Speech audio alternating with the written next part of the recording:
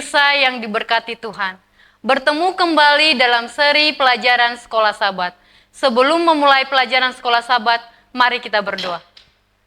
Tuhan Allah yang bertata dalam kerajaan sorga, terima kasih Tuhan atas berkat-Mu sampai pada saat ini. Tuhan, sekarang kami akan belajar dari pelajaran Sekolah Sabat, berkati hati dan pikiran kami, agar kami boleh belajar firman-Mu dengan baik. Mohon ampun atas semua dosa dan kesalahan yang saya sengaja maupun tidak sengaja, dalam nama Yesus. Amin. Pelajaran Sekolah Sabat Minggu 9 April 2023. Kitab Pengharapan yang dipenuhi kasih karunia. Ketika kebanyakan orang berpikir mengenai kitab suci terakhir dari kitab suci, Wahyu, mereka tidak berpikir mengenai kasih karunia. Ketika mereka melihat pekabaran Tuhan di zaman akhir, pikiran mereka seringkali langsung beralih ke binatang buas yang menakutkan, simbol-simbol mistik, dan gambar-gambar aneh.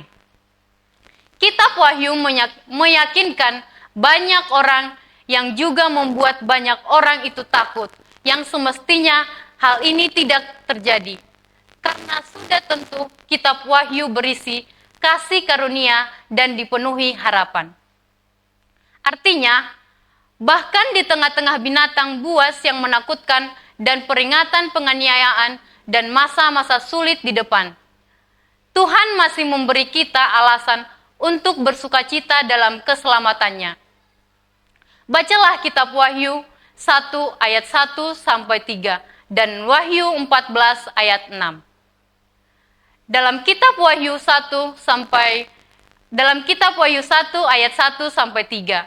Ayat 1, inilah wahyu Yesus Kristus yang dikaruniakan Allah kepadanya, supaya ditunjukkannya kepada hamba-hambanya apa yang harus segera terjadi. Dan oleh malaikatnya yang diutusnya, ia telah menyatakan kepada hambanya Yohanes.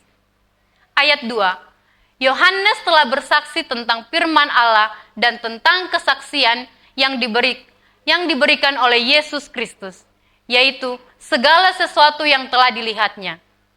Ayat 3, berbahagialah ia yang membacakan dan mereka yang mendengarkan kata-kata nubuat ini dan yang menuruti apa yang ada tertulis di dalamnya, sebab waktunya sudah dekat. Dalam kitab Wahyu 14 ayat 6, dan aku melihat seorang malaikat lain terbang di tengah-tengah langit, dan padanya ada Injil yang kekal untuk diberitakannya kepada mereka yang diam di atas bumi, dan kepada semua bangsa dan suku dan bahasa dan kaum. Bagaimanakah ayat-ayat ini bersama-sama memberitakan kepada kita mengenai tidak hanya kitab Wahyu tetapi juga tentang Injil yang kekal? Kitab Wahyu adalah tentang Yesus. Itu adalah pekabarannya kepada umatnya dan secara khusus berlaku bagi gereja di zaman akhir. Itu adalah satu pekabaran yang penuh dengan kasih karunia dari harapan akhir zaman kita. Di sepanjang kitab, Kristus digambarkan sebagai anak domba yang disembelih dan sebuah berkat dijanjikan kepada mereka yang membaca, mendengarkan, dan menuruti kebenaran-kebenaran yang diungkapkan. Menurut kitab Wahyu 1 ayat 5 dan 6, Yesus adalah yang mengasihi kita dan yang melepaskan kita dari dosa kita oleh darahnya dan yang telah membuat kita suatu kerajaan menjadi imam-imam bagi Allah Bapanya. Dalam Kristus kita diampuni. Kasih karunia mengampuni masa lalu kita, memperdayakan masa kini kita, dan memberikan harapan bagi masa depan kita. Artinya, di dalam Kristus kita dibebaskan dari hukuman dan kuasa dosa, dan suatu hari nanti kita akan dibebaskan dari hadirat dosa. Ini adalah pekabaran dari buku terakhir kitab suci Wahyu. Dan itu juga merupakan pekabaran yang mendesak pertama kali digambarkan sebagai seorang malaikat yang terbang dengan cepat di tengah-tengah langit memiliki Injil kekal. Injil, keselamatan melalui iman kepada Kristus, kematian, pendamaian Kristus bagi kita.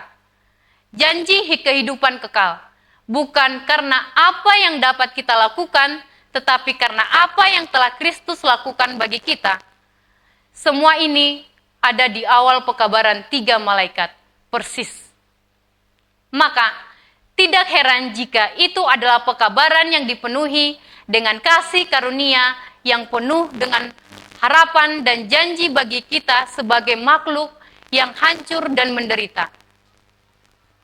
Meskipun mudah untuk berfokus pada binatang buas dan peringatan di akhir zaman, seperti yang digambarkan dalam Wahyu, bagaimanakah kita dapat belajar untuk menyimbangkan semua ini dengan apa yang tidak dapat disangkal? Pesan paling penting dari Wahyu, kematian Kristus yang mengorbankan diri demi kita. Tuhan memberkati. Mari kita berdoa. Tuhan, kami sudah belajar pelajaran sekolah Sabat. Biarlah Tuhan apa yang kami dengarkan boleh dapat kami lakukan dalam kehidupan kami sehari-hari dengan baik. Berkati kami sepanjang hari ini Tuhan.